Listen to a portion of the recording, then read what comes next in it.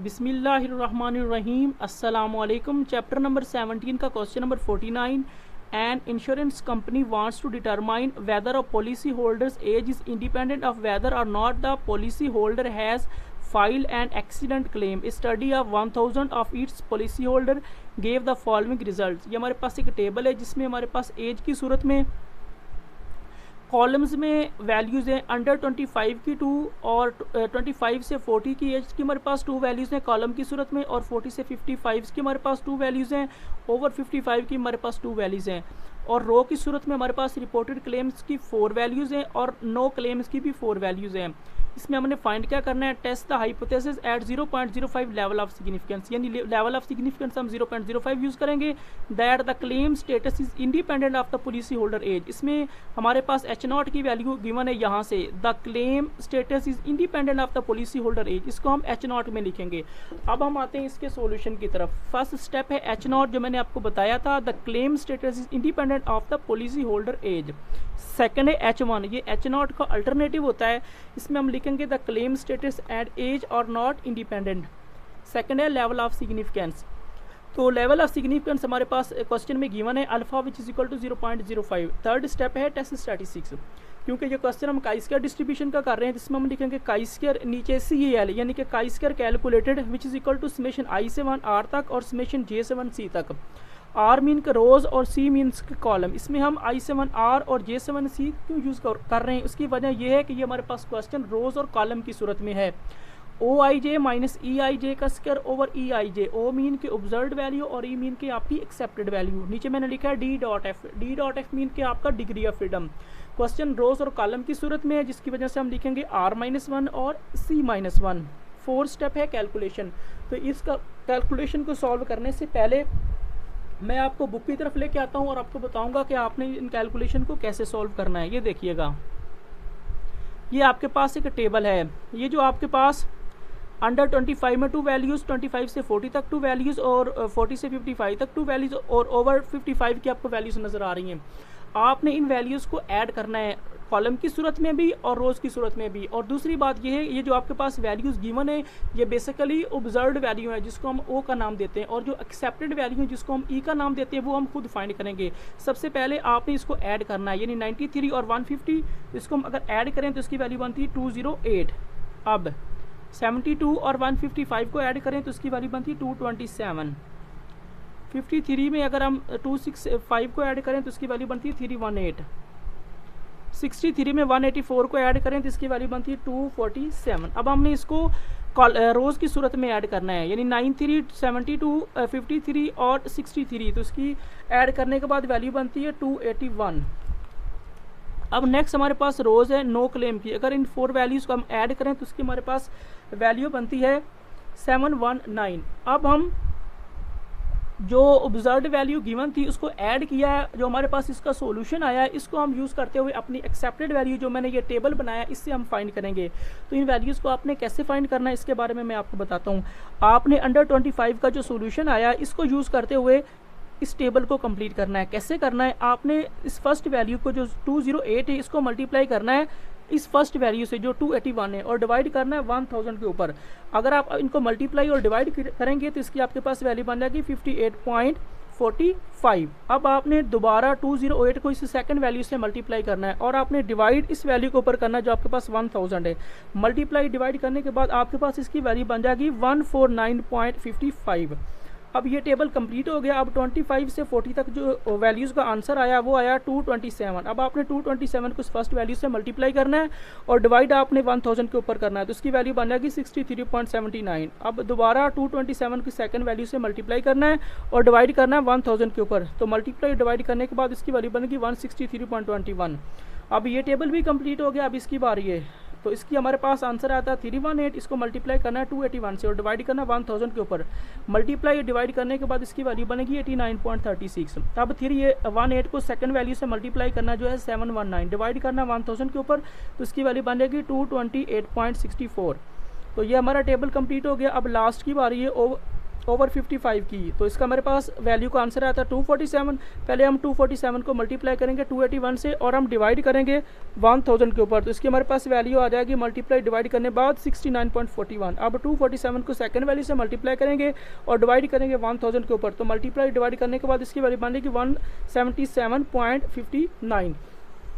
तो ये हमने एक्सेप्टेड वैल्यू फाइंड कर रही है, जिसको हम ई का नाम देते हैं, और जो ऑब्जर्व्ड वैल्यू थी वो हमारे पास बुक के ऊपर गिवन थी। अब हम अपनी ऑब्जर्व्ड और एक्सेप्टेड वैल्यू टेबल की सूरत में लिखते हैं। अब मैं आता हूँ नेक्स्ट पेज की तरफ।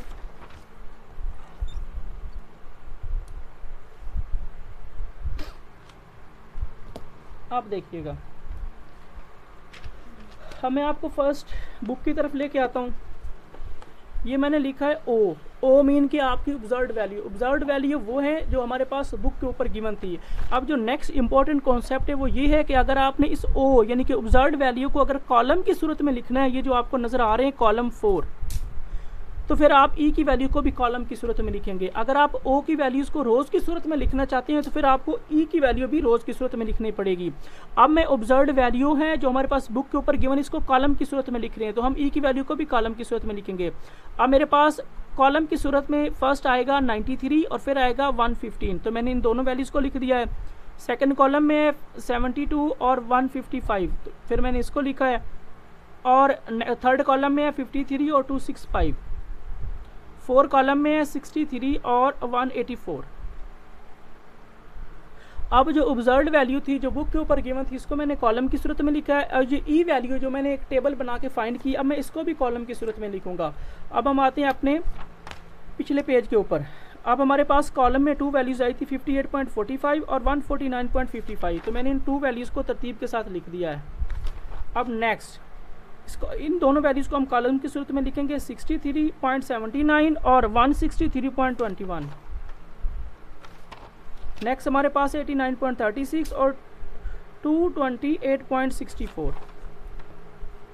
अब नेक्स्ट कॉलम है 69.41 और 177.59। अब हमने इनको भी कॉलम की सूरत में लिख दिया है। अब नेक्स्ट काम आपने क्या करना है, हमने कॉलम बनाना है ओ माइनस ई का। ओ माइनस ई मीन क्या, आपने ओ की हर वैल्यू में से ई की वैल्यू को माइनस करना है, यानी कि 93 माइनस 58.45, तो इसकी वैल्यू बन गई 34.55।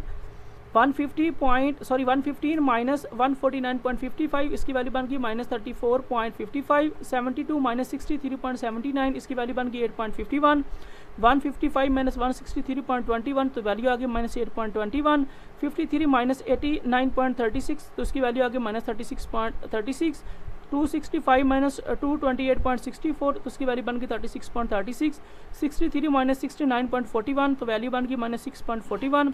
184 माइनस 177.59, तो उसकी वैल्यू बन गई 6.41। नेक्स्ट मैंने कॉलम बनाया ओ माइनस सी का स्क्वायर। ओ माइनस सी का स्क्वायर का मतलब है कि आपने ओ माइनस सी की हर वैल्यू का स्क्वायर लेना, जैसे कि 34.55 इसका स्क्वायर बनता है 1193.70। इसी तरह माइनस 34.55 का स्क्वायर 1193.70। 8.21 का स्क्वायर 67.40। माइनस 2.81 का स्क्वायर 67.40। माइनस 36.36 इसका स्क्वायर बनता है 1322.05। 36.36 का स्क्वायर बनता है 1322.05। माइनस 6.41 का स्क्वायर 41.09। 6.41 का स्क्वायर 41.09। नेक्स्ट कॉलम है ओ माइनस सी का स्क्वायर ओवर ई। ओ माइनस सी का स्क्वायर का मतलब है कि आपने ओ माइनस सी की स्क्वायर को वैल्यू को ऊपर लिखना है और ई की ये जो आपके पास वैल्यूज नजर आ रही है इसको आपने नीचे लिखना, और ये स्टेप बाय स्टेप जितने भी स्टेप है तरतीब के साथ ऐसे करना है। यानी ओ माइनस सी के स्क्वायर की फर्स्ट वैल्यू, ई की भी फर्स्ट वैल्यू डिवाइड कीजिएगा तो वैल्यू बनती है 20.42। ओ माइनस सी के स्क्वायर की सेकंड वैल्यू, ई की सेकंड वैल्यू, तो इसको डिवाइड करेंगे तो इसकी वैल्यू बनेगी 7.89। ओ माइनस सी के स्क्वायर के थर्ड वैल्यू और ई की भी थर्ड वैल्यू, तो इसकी मेरे पास वैल्यू आएगी 1.06। 4 वैल्यू, इधर से भी 4 वैल्यू, तो हमारे पास इसकी वैल्यू बनेगी 0.41। इधर से 5 वैल्यू और इधर से भी 5 वैल्यू, तो इसकी हमारे पास वैल्यू आ गई 14.79। इधर से 6 वैल्यू और इधर से भी 6 वैल्यू, तो इसकी हमारे पास वैल्यू आ गई 5.78। ओ माइनस सी के स्क्वायर की 7 वैल्यू और ई की भी 7 वैल्यू, तो इसकी हमारे पास वैल्यू आ गई 0.59। ये 8 वैल्यू और इधर से भी ये 8 वैल्यू, तो इसके हमारे पास वैल्यू आ गई 0.23। अगर हम इन तमाम वैल्यूज़ को ऐड करें तो हमारे पास काई स्क्वायर कैलकुलेटर की वैल्यू बनती है 51.26।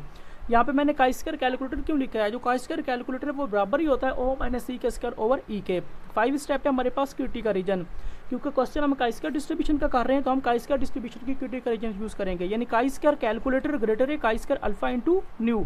अल्फा मीन क्या आपका लेवल ऑफ सिग्निफिकेंस और न्यू मीन क्या आपका degree of freedom. Chi square calculator same, greater का साइन भी same, chi square same, alpha, alpha से मुराद है लेवल ऑफ सिग्निफिकेंस जो हमारे पास गिवन है 0.05, न्यू इससे मुराद है आपका डिग्री ऑफ फ्रीडम। न्यू बराबर है r-1 और c-1। आर से मुराद है नंबर ऑफ रोज, तो इस क्वेश्चन में नंबर ऑफ रोज 2 थी, साथ में -1। सी से मुराद है नंबर ऑफ कॉलम, इस क्वेश्चन में कॉलम्स 4 थे, साथ में -1। 2 में से 1 बाकी 1, 4 में से 1 बाकी 3, 1 multiply by 3 which is equal to 3। अब न्यू की वैल्यू हमने लिख दी 3। अब काई स्क्वायर कैलकुलेटर की वैल्यू है 51.26।